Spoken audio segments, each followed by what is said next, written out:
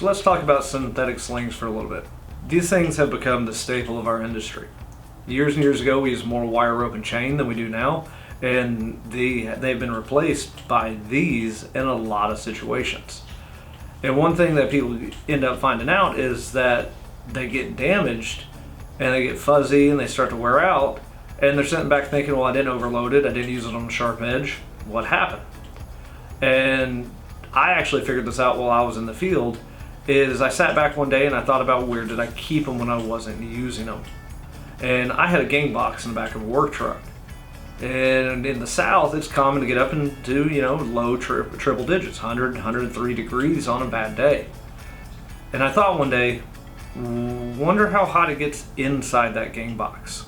And the whole reason this became a thought is when I went to go get the sling out one day, that I pulled it out and it was stiff. I mean, I could almost hold the thing out like it was a sword. Didn't think much of it. I bent it back and forth until it got nice and flexible again, and we put it back into use. It wasn't too long after that sling started to have a lot of broken fibers, and we had to decommission it. So doing a little bit of research, what I found out is that a synthetic sling, depending on the material type, normally only has a working temperature of about 180 to 200 degrees.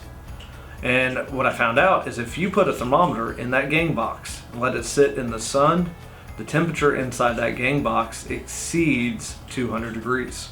So what happened to the sling was it had actually started to melt at very, very small levels.